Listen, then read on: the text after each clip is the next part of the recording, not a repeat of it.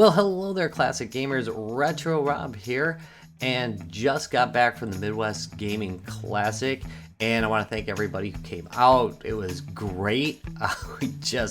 Wow, there was a lot of people there, and the room was crowded the whole time. So really appreciate those who came out to say hi and play games and just, hang out. It was really, really fun. Today's video is a haul video.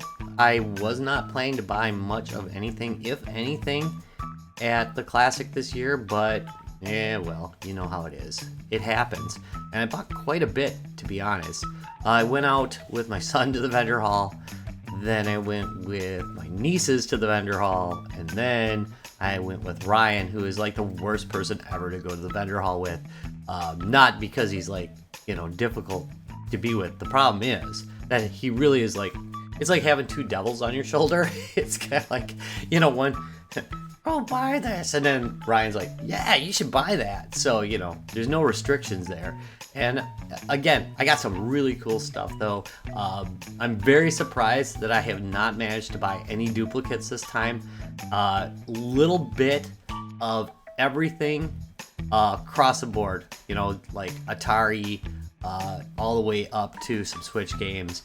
And you know what? I can talk about it forever, or we can go look at them. So why don't we go do that? All right, and here's the first item I picked up at the Midwest Gaming Classic. This is kind of a technical. All right, number one, I'm going to point out, it's true. I totally did not have The Legend of Zelda for the NES before this. I don't think I ever owned it.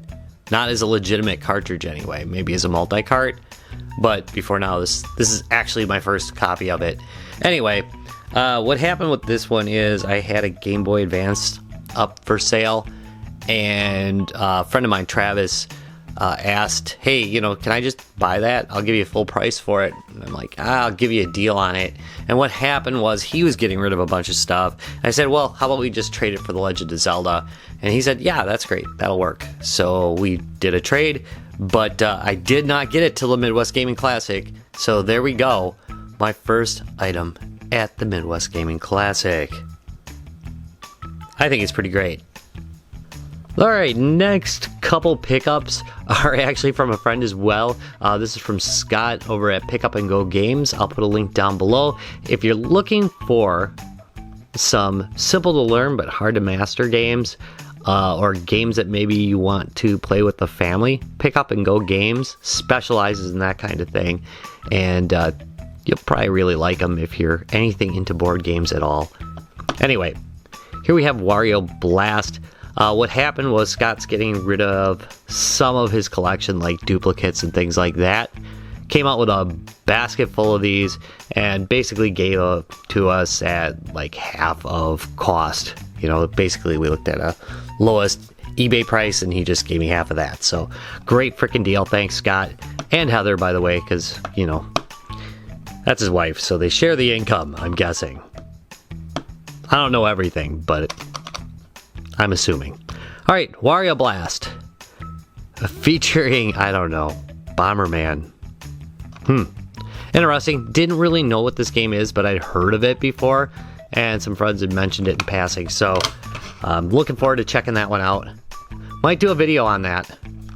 I've been really kind of trying to refocus on retro and retro style games. So, I don't know. Boy, there's going to be a lot of dead air today.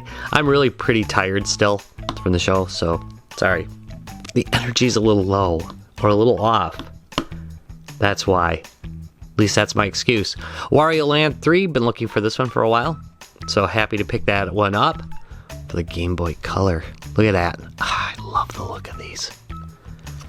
They look great. Next, I have an interesting story about Kirby's Dream Land. Which is the next game here, Kirby's Dream Land 2. I have not played more than maybe a half hour of any Kirby game ever, and I probably have about 3 or 4 of them. So interesting fact, I buy them and then don't play them. Maybe I'll try and play this one. Maybe I'll do a video on it. Who the heck knows? Let's go on to Atari, I think. I only bought stuff for the Atari 5200. I found some stuff that's not super common to get at one of these conventions, and the prices weren't ridiculous. I don't think I paid more than 20 bucks for any of these, and 2 of the 3 I paid like 12 bucks for, so that's really not bad for unusual 5200 games. This one is Mountain King. I don't know if you've ever played this one. It's a platformer, and again, don't see it very often. Haven't had a chance to play it yet, but looking really forward to it. I actually like this quite a bit on the Atari 2600, so I think I'll like it on the 5200 as well. Next, we've got Star Wars the arcade game. This theoretically should be great, but my Atari 5200 actually still kind of centers, so it throws the game off a little bit. I'll have to try it with one of my other controllers. I only got a little bit of a chance to play it, but this is, the arcade game. It's a really good version of it, very enjoyable. The Atari 2600 version, again, is quite good, so nice to see this one. And then finally, this one I played a lot this weekend. Keystone Capers for the Atari 5200 surprisingly plays quite well. I was a little afraid about the controllers, but it ended up working okay. If you don't know this one's another one of those platformer games. It's not really a platformer. Shouldn't say that. There's no real platforms. You're basically running and jumping. This one was 13 bucks. I left the label on here. But I probably spent maybe an hour or 2 playing this one at MGC. Kind of surprising, really. Usually I don't have time to do anything. And here we have Centipede for the Dreamcast. I have a standing rule that if it's $10 or less and it's a Dreamcast game that I don't have, buy it immediately. So that's how this happened. But you know what? I might do like a retro modern on this one. I mean, it's not really modern, is it? It's a Dreamcast, so it's kind of retro or retro. I don't know, a retro remake. I don't know what you'd call it, but anyway, looks very interesting. So maybe I like it. I'm not super picky about this kind of thing. Speaking of, we've got Robotron X for the PlayStation. I'm amazed that I don't have it. Maybe I just missed it in my collection, but it looks like this is not a repeat. I bought it specifically at the Midwest Gaming Classic for the Midwest Gaming Classic because I brought a PlayStation and didn't have any games in it, which was kind of odd. Larry nicely let me borrow one of his pinball games on the first day, but on the second day I made sure that I had something different. I thought, hey, this is kind of retro style, right? And it's being played on a PlayStation. And you know what? People seem to like it. There was a lot of people playing it, and they did seem to enjoy it. And you know what? I played it a few times, and I enjoyed it myself. This one absolutely will be a retro modern because it looks pretty interesting, but it plays really well. I'm kind of surprised because I don't remember this getting too good of reviews, but maybe it was one of those things where it was too soon, or maybe it was like a playstyle that was kind of, I don't know, considered old-fashioned or something for then. But it's actually quite enjoyable, at least to me. So, yeah, worthwhile, in my opinion. A couple more things. VGNY Software is on site selling some of their indie Switch and Dreamcast games. Yeah, they got Dreamcast games too. I didn't buy any, but I'm considering grabbing a couple in the future. Their prices are actually sane. I think these games are like 35 bucks a piece. My friend Ryan got Super Trench Attack. That game looks freaking awesome. I'm kind of bumming that I didn't pick that one up, but I think Guns of Mercy is going to make up for that. As you can see, it looks really kind of neat. Hold on a second, I'm going to zoom in on the graphics. See what I mean? I think it looks really pretty cool. I'm excited to play this one. Probably do a video on this one because it's a retro style game, which is like all the games they do. So really excited about this one. Got another one from them as well. I like the way I did that. Right off the screen. Good job. And here's the other game I got from them. Shmup Collection by Astroport. Anyway, there's 3 games in here. So there's Armed 7, Satazius, I think you pronounce it, and then Wolf Flame. And as you can see, all three of them look pretty exciting to play, so I'm excited to get into these as well. You can expect videos on these, but I bought them for me because I love shoot 'em ups, and I'm awful at them. But I'm awful at most games, to be fair.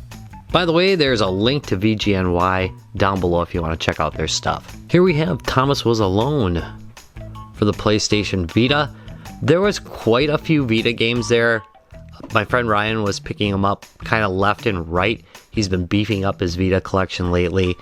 This is the only thing I picked up for this platform, but I think it's a good one. I like Thomas Was Alone. It's a fun, story-driven, platformy, very basic graphics game. And I was kind of surprised to find that there was a decent selection of decently priced Vita games there, because usually they're outrageous. Not here. 18 bucks. I'll take it. And the last game is for the Vectrex system. It's Vector Blade for the Vectrex. I actually pre-ordered this, and they happen to have them on hand there, so I just grabbed that and canceled my pre-order from them. But anyway, this is by Packrat Games. I will put a link to them down below.